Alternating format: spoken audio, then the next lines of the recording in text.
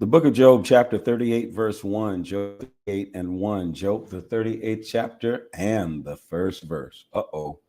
God speaks to Job. Then the Lord spoke to Job from a word and said, who is this ignorant person saying these foolish things? Prepare yourself for an attack. Get ready to answer the questions I will ask you. Where were you when I made the earth? If you're so smart, answer me. And who decided how big the earth should be? Who measured it with a measuring line? Who is the earth resting on? Who put the first stone in its place? When the morning stars sang together and the angels shouted with joy? Who closed the floodgates as the sea gushed from the womb? Who covered it with clouds and wrapped it in darkness? I set the limits for the sea and put it behind locked gates. I said to the sea, you can come this far, but no further. This is where your proud waves will stop. Did you ever in your life command the morning to begin or the day to dawn? Did you ever tell the morning light to grab the earth or shake those who are evil out of their hiding places?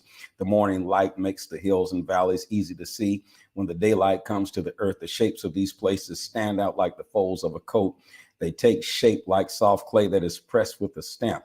Evil people don't like the daylight when it shines bright.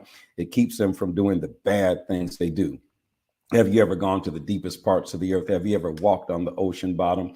Has anyone shown you the gates to the world of the dead? Have you ever seen those gates that lead to the dark place of death? Do you really understand how big the earth is? Tell me if you know all this. Where does light come from? Where does darkness come from? Can you take them back to where they belong? Do you know how to get there? Surely you know these things since you are so old and wise. You were alive when I made them, weren't you? Have you ever gone into the storerooms where I keep the snow and the hail? I save them for the times of trouble, for the times of war and battle. Have you ever gone to the place where the sun comes up, where it makes the east wind blow all over the earth? Who dug ditches in the sky for the heavy rain? Who made a path for the thunderstorm? Who makes it rain even in desert places where no one lives? The rain gives that dry, empty land all the water it needs, and grass begins to grow. Does the rain have a father? Who produces the drops of dew? Does ice have a mother? Who gives birth to frost? That's when the water freezes as hard as a rock. Even the deep sea freezes over.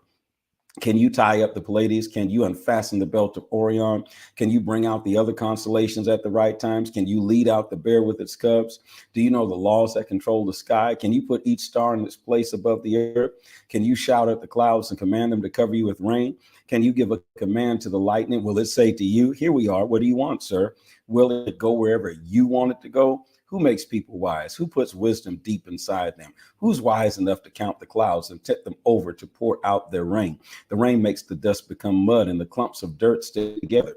Do you find food for the lions? Do you feed their hungry babies? No, they hide in their caves or wait in the grass, ready to attack their prey.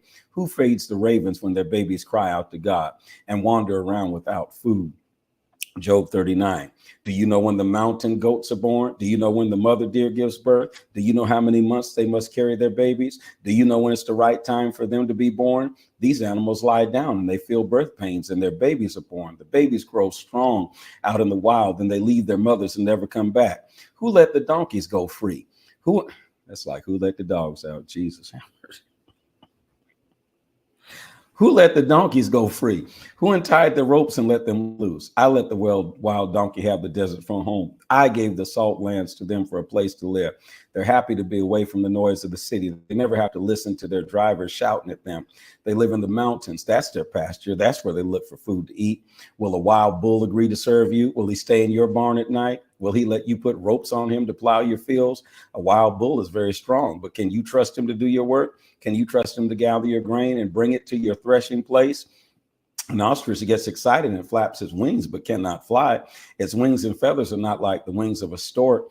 An ostrich lays her eggs on the ground and lets the sand keep them warm. The ostrich forgets that someone might step on her eggs or that a wild animal might break them.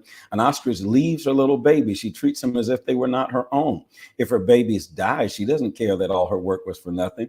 That's because I did not give wisdom to the ostrich. She is foolish, and I made her that way. But when the ostrich gets up to run, she laughs at the horse and its rider because she can run faster than any horse. Did you give a horse its strength? Did you put the mane on its neck? Did you make it able to jump like a locust or snort so loudly that it scares people? A horse is happy to be so strong. It scratches the ground with its foot and runs into battle. It laughs at fear. Nothing makes it afraid. It doesn't run away from battle. The soldier's quiver shakes on the horse's side. The spear and weapons its rider carries shine in the sun.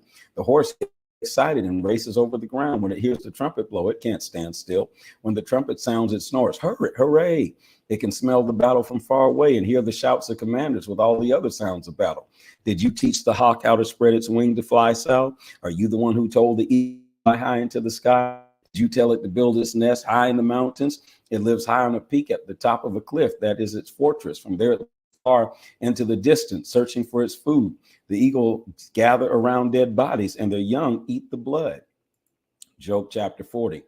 Then the Lord said to Job, you wanted to argue with God all-powerful. You wanted to correct me and prove that I was wrong. So give me your answer.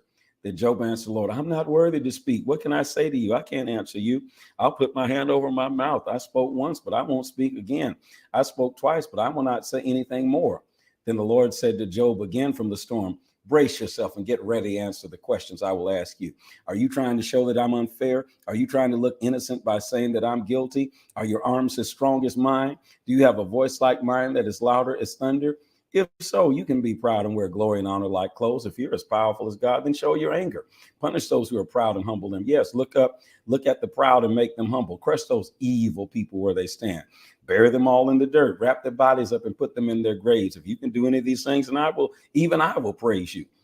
And I'll admit that you can save yourself by your own power. Look at Behemoth. I made Behemoth and I made you. He eats grass like a cow. He has strength in his stomach. The muscles in his stomach are powerful. His tail stands strong like a cedar tree. His legs muscles are very strong. His bones are as strong as bronze. His legs are like iron bars. The behemoth is the most amazing animal I made, but I can defeat him. He eats the grass that grows on the hills where the wild animals play. He lies under the lotus plants. He hides among the reeds of the swamp. The lotus plants hide him in their shade. He lives under the willow trees that grow near the river. If the river floods, the behemoth won't run away. He's not afraid if the Jordan River splashes on his face. No one can blind his eyes and capture him. No one can catch him in a trap.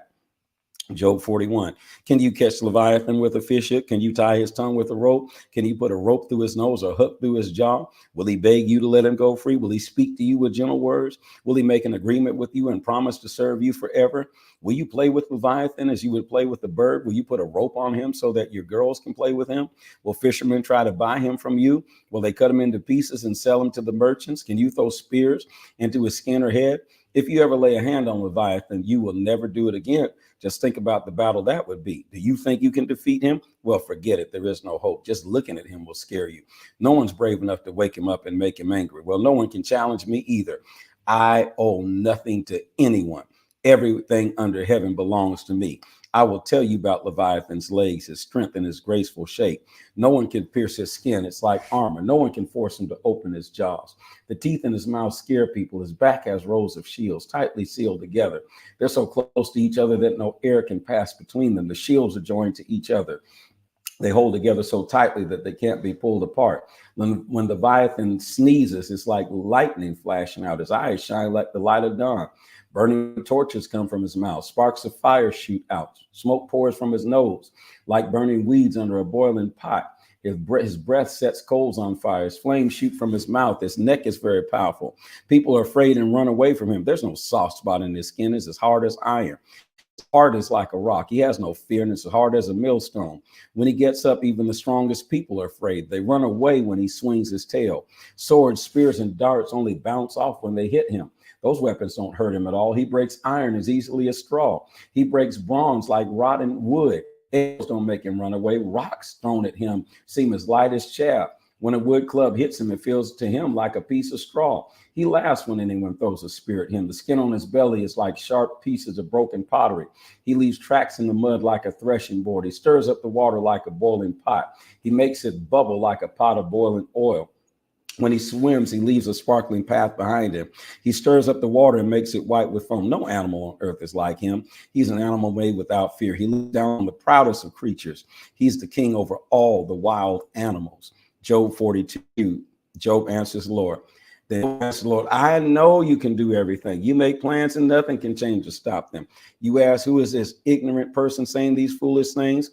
I talked about things I didn't understand. I talked about things too amazing for me to know.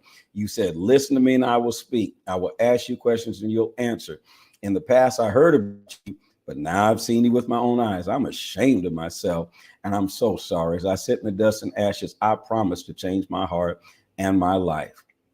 The Lord gives back Job's wealth. After the Lord finished talking to Job, he spoke to Eliphaz from Teman. He said, I'm angry with you and your two friends because you didn't tell the truth about me as my servant Job did. So now Eliphaz, get 7 bulls and 7 rams. Take them to my servant Job. Kill them and offer them as a burnt offering for yourselves. My servant Job will pray for you, and I will answer his prayer. Then I will not give you the punishment you deserve. You should be punished because you are very foolish. You did not say what is right about me as my servant Job did. So Eliphaz from Teman, Bildad from Shua, Zophar from Naamath obeyed the Lord. Then the Lord answered Job's prayer. Job prayed for his friends, and the Lord made Job successful again. The Lord gave him twice as much as he had before. Then all his brothers and sisters and all the people who knew him before came to his house. Oh, y'all want to come to his house now? They all ate a big meal with him. Oh, you want to eat with him now? How to put all y'all out. They comforted him and were sorry that the Lord had brought him so much trouble. Now you're sorry. Each person gave Job a piece of silver and gold and a ring. Fake. The Lord blessed Job with even more than he had in the beginning. Job got that's why y'all want to come now. He got 14,000 sheep, 6,000 camels, 2,000 oxen, 1,000 female donkeys. He also got 7 sons and 3 daughters. Now, what happened to the wife? He named the first daughter Jemimah, the second daughter Keziah. He named the third daughter Karen Hupach. Job's daughters were among the most beautiful women in all the country, and like their brothers, they each got a share of their father's property. So Job lived 140 more years. He lived to see his children, his grandchildren, his great-grandchildren, and his great-great-grandchildren. Job lived to be a very old man who lived a good, long life. I have so many questions. All right. This is the word of the Lord. Put that in the comment section. This is the word of the Lord in the end of the book of Job. Encourage others to join in with us as we read through the Bible. Make sure you hit that share, like, and subscribe button.